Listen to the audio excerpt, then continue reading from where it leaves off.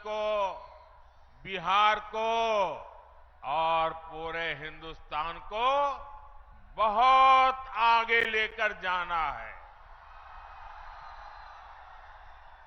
कई बार लोग पूछते हैं कि मोदी के लिए समाज के आखिरी पायदान पर खड़ा व्यक्ति हमारा दलित, पिछड़ा, आदिवासी ये इतनी प्राथमिकता क्यों है? ये समाज मोदी की प्राथमिकता इसलिए है क्योंकि यही समाज सबसे ज्यादा गरीबी से प्रभावित है और मोदी गरीबी से ही निकलकर आपके बीच आया है। मोदी के ऊपर अपने इस समाज का, बाबा साहब का और उनके संविधान का बहुत बड़ा कर्ज है। इसलिए हमारी सरकार ने संविधान को एक श्रद्धा का स्थान मिले, संविधान को आस्था का स्थान मिले, संविधान के प्रति देश का प्रत्येक व्यक्ति समर्पित हो, संविधान की भावना को हर देशवासी तक पहुंचाने के लिए लगातार काम किया है। हमारी ही सरकार ने देश में संविधान दिवस मनाने की शुरुआत की।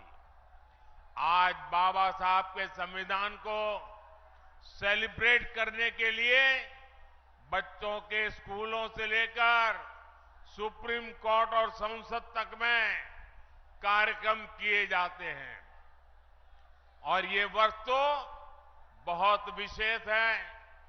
इस साल संविधान के 75 वर्ष की शुरुआत हो रही है। जैसे हमने आजादी के 75 वर्ष पर आजादी का अमृत महोत्सव मनाया, इसी तरह इस वर्ष हमें संविधान के 75 वर्ष का पर्व मनाना है।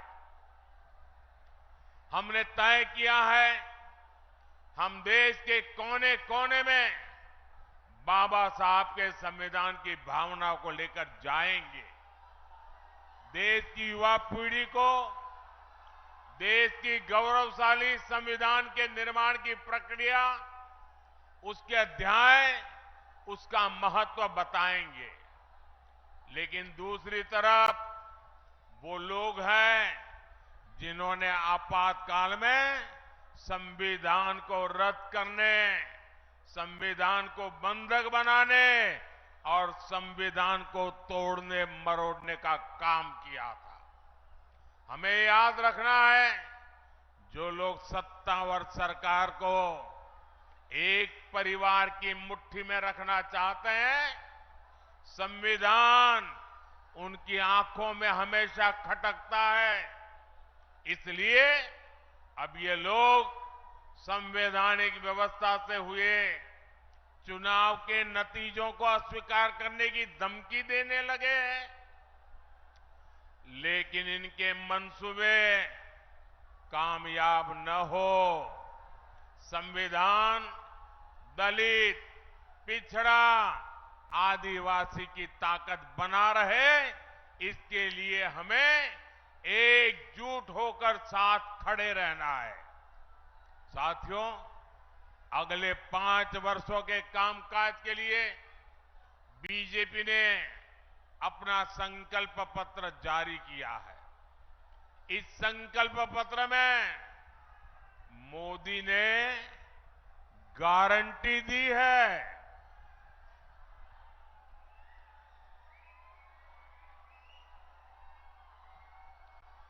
देश के सभी जरूरतमंदों को आगे भी फ्री राशन, मुफ्त राशन मिलता रहेगा।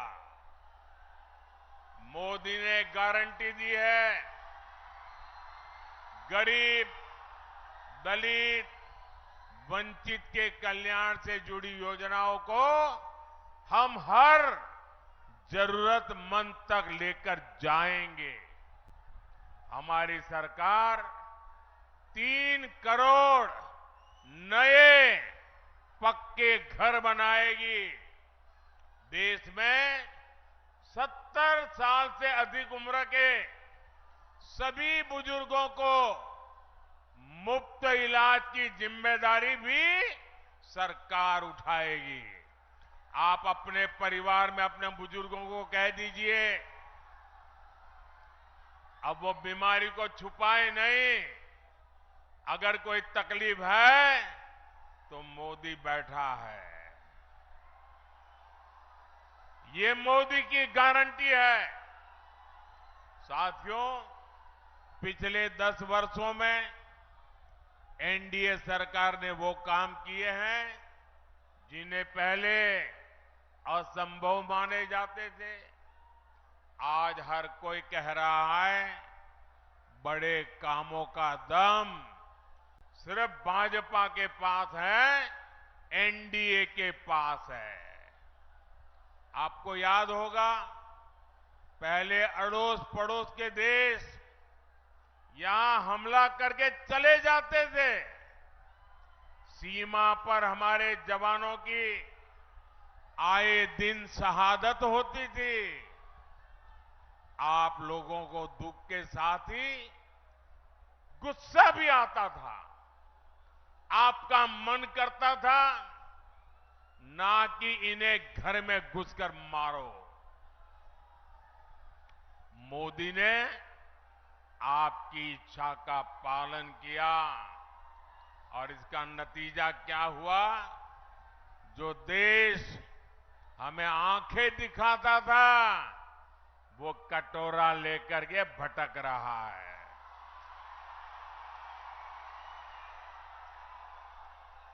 साथियों, दशकों से देश में लोग मांग कर रहे थे कि कश्मीर में अलग झंडा, अलग संविधान नहीं चलना चाहिए। जो लोग दिन रात संविधान के नाम पर हमको गालियां देते हैं ना, इतने दशकों तक उन्होंने राज किया। आजादी के बाद उनके हाथ में सत्ता आई, अब तक आई, लेकिन उनमें हिम्मत नहीं थी कि बाबा साहब आंबेडकर के संविधान को जम्मू कश्मीर में लागू कर पाए। बाबा साहब का संविधान वहां लागू नहीं होता था। ये मोदी है जो संविधान को समर्पित है।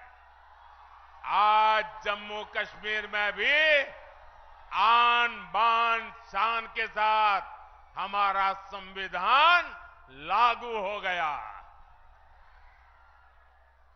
कश्मीर से आपकी इच्छा थी 370 हटनी चाहिए, तो ये घमंडिया गठबंधन वाले क्या कहते थे?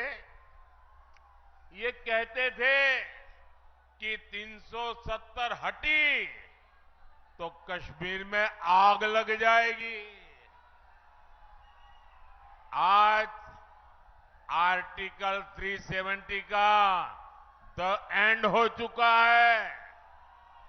अगर कश्मीर में नहीं, भारत को बांटने वालों के मंसूबों में जलन हो रही है, आग लगी है। साथियों, कल रामनवमी का पवित्र त्योहार भी है।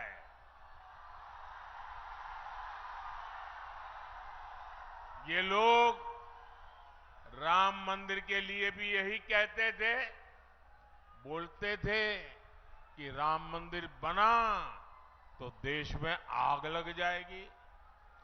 आज हमारा राम मंदिर पूरी दुनिया में भारत का गौरव बढ़ा रहा है।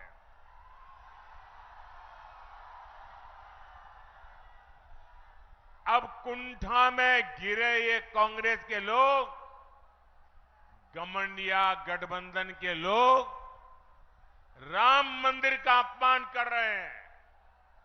गठबंधन गठबंधन ने तो सनातन को मिटाने की कसम खा रखी है। 26 अप्रैल को आपका वोट इन्हें बताएगा कि सनातन मिटता है या ये लोग रहते हैं। साथियों, हमारा सीमांचल बिहार का एक संवेदनशील इलाका है। वोट बैंक की राजनीति करने वालों ने पूर्णिया और सीमांचल को अवैध घुसपैठ का ठिकाना बनाकर यहां की सुरक्षा को दांव पर लगाया है। इसका शिकार हमारे दलित, वंचित, पिछड़े और गरीब को होना पड़ा है। हमारे दलित भाइयों के घरों तक को जलाया गया था। लेकिन मैं आपको आश्वासन देना चाहता हूं, देश की सुरक्षा से खिलवाड़ करने वाला हर तत्व सरकार की नजर में है। 4 जून का परिणाम इसी सीमांचल की सुरक्षा तय करेगा।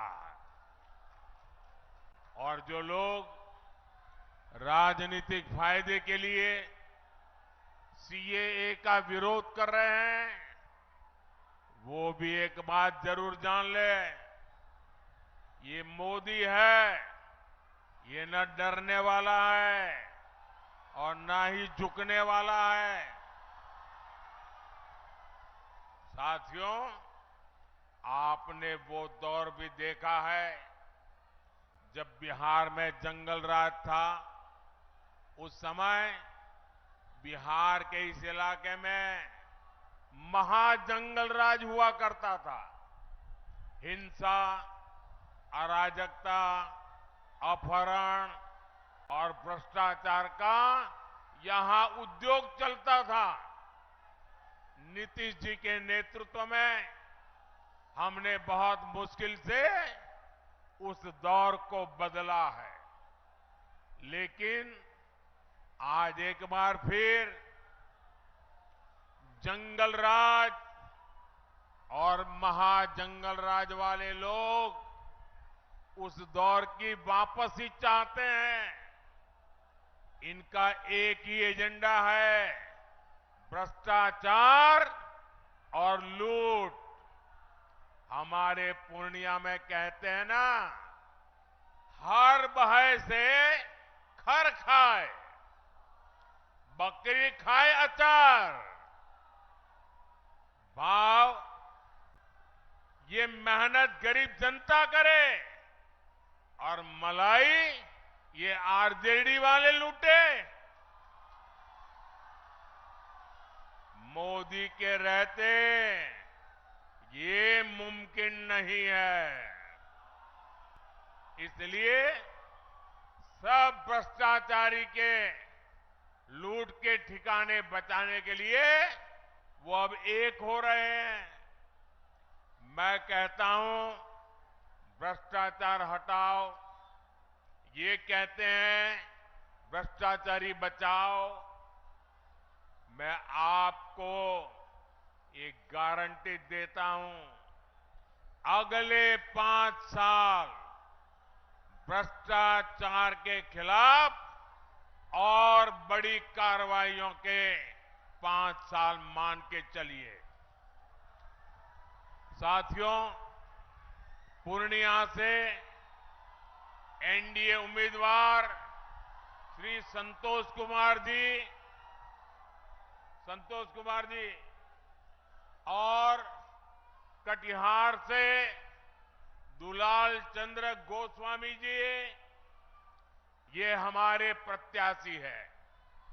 26 अप्रैल को आपको इसी उत्साह के साथ इन्हें वोट करना है। पूर्णिया और कटिहार से जीत का रिकॉर्ड बनाना चाहिए। बनाओगे? घर घर जाओगे? पोलिंग बूथ जीतोगे? पोलिंग बूथ जीतना है, जीतोगे? हर पोलिंग बूथ जीतना है, जीतोगे? अच्छा, मेरा एक और काम करोगे? मेरा एक और काम करोगे? करोगे क्या? ये मेरा काम है, करोगे? देखिए, यहां से जाने के बाद घर घर जाइए और जाकर के सबसे कहिए कि हमारे मोदी जी आए थे, उन्होंने आपको प्रणाम कहा है, मेरा प्रणाम पहुंचा दोगे? देखिए, मेरा प्रणाम पहुंचेगा तो सभी परिवार के लोग मुझे आशीर्वाद देंगे, और जब परिवार के बुजुर्गों का आशीर्वाद मिलता है ना, तो नई ऊर्जा मिलती है, नई शक्ति मिलती है, और मैं उसके लिए दौड़ता रहूंगा, आपके लिए दौड़ता रहूंगा। और पहले ही मैंने कहा था, मेरा पल पल आपके नाम, मेरा पल पल देश के नाम। और इसलिए मेरा संकल्प है 24/7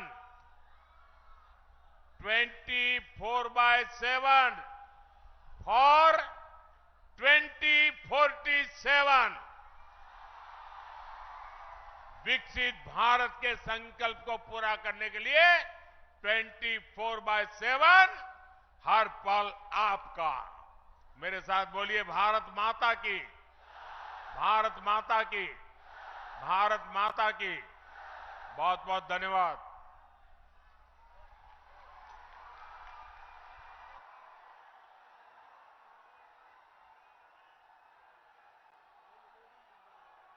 नरेंद्र मोदी जिंदाबाद,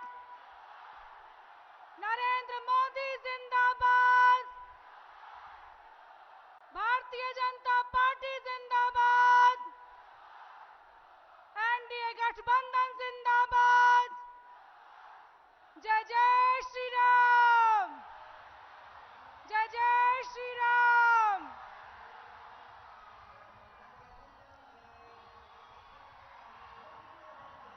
सभा समाप्त हो गई है।